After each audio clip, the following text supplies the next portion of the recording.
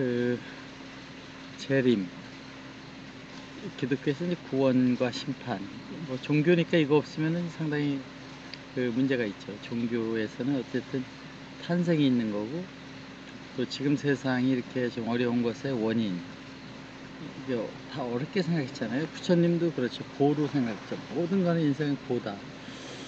예수님도 이제 그 이 세상이 좋아질 것이다 라는 얘기를 하는데, 지금 세상이 여러 가지 어려운 게 있다는 가정하에 된 거죠.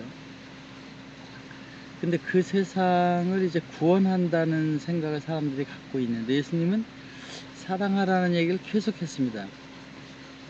예수님 따라다니면 구원되는가? 예수님하고 있어 구원될 거로 알고 갔는데, 예수님 사람 만날 때마다 사랑하라, 내 이웃을 해라, 가난한 자는 복이 있는데 천당이 자기 것이다.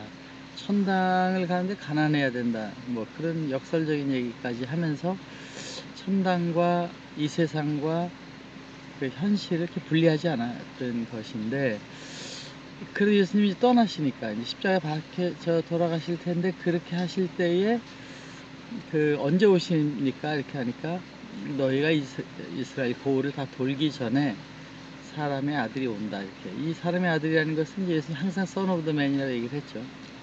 신으로 보지 마라. 나는 너희들과 똑같은 사람의 아들이다. 이렇게 주장하신 것 같은데, 어쨌든 사람들이 볼 때는 사람 같지가 않으니까.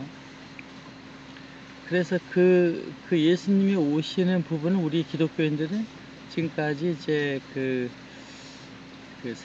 하늘에서 오느냐, 아니면 엄마 뱃속으로 나오느냐, 뭐 여러 가지 그 초과학적인 얘기들을 기대를 하고 있는데, 지금 밀레니엄 시대에 그렇게 믿는 사람이 과연 있을까요? 뭐 그렇게 뭐 갑자기 뭐 이렇게 되지 않을 것이다 라는 것은, 이제 과학이 발달하면 할수록 하나님은 원리 원칙에 어긋나게 되지는 않을 것이다 라는 생각을 하게 되지 않습니까? 그럼 이 부분을 예수님이 거짓말 시켰느냐? 저는 이제 삶과 죽음과 존재의 의미에서 있다 없다, 이제 과학에서 가장 큰 화두가 이제 뉴턴 이후에 계속 있다 없다를 정의했잖아요. 존재한다, 물질이냐 아니냐. 이것이 이제 1900년대 초에 나온 소위 그 양자역학으로 넘어가면서 존재를 규정할 수 없다, 불확정성 이론, 어떤 물질이 어느 위치와 속도를 동시에 알 수 없다, 그러니까 존재한다, 알 수 없다라는 것이 우리 우주를 구성하고 있는 원자의 세계의 것이 있다면, 있다 없다를 얘기하는 것은 다 관념이다. 우리 자신이 있는 것조차도 그렇고 달에 있는 것도 그렇다고 얘기를 하는 그 과학자들의 얘기잖아요. 이 조명이 조금 이제 너무 밝기 때문에 제가 약간 조명을 다른 데 바꿔놓고 하겠습니다. 좀 더 멋있게 나오잖아요. 약간 너무 바꿨나? 약간만 바꿔보겠습니다. 예, 그러니까 그 부분에 있어서의 그 존재가, 만약에 우리가 그 영적 존재, 우리가 아직 과학적 규정하지 못한 그 웨이브에 있는 존재, 물질이 웨이브 상태가 되잖아요. 그러니까 물질 상태라는 건 우리가 지금 이제 존재한다고 생각하는데, 웨이브 상태는 뭐냐? 거기에 또 캐릭터가 있다. 웨이브의 캐릭터가 있다. 뭐 빛이라는 웨이브 특성이 있고 주파수의 웨이브 특성이 있듯이, 우리 영혼의 특성들 중에 또 다른 그 웨이브들이 합성된 새로운 형태가 있다라고 하면, 그 부분의 존재, 영적인 세계를 우리가 얘기할 수는 없으니까, 예수님이 오신다고 그랬을 때 이제는 그 한 명의 사람으로 나타나 어느 고을에 있는 것이 아니라 영적으로 모든 사람이 온다라고 생각하면 뭐 이해가 빨리 되고, 또 예수님 실제 나타났잖아요. 그 40일 돌아가시고 나서 여러 번 나타났잖아요. 그 제자들이 있는 데도 나타나고, 아주머니들이 걸어가는 데도 나타나고, 여러 군데 나타나요.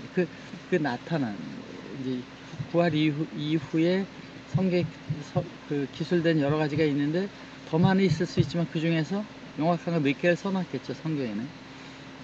그러니까 그 예수의 재림이랑 영적으로 오는데, 너희들이 그 언제 올지 모른다.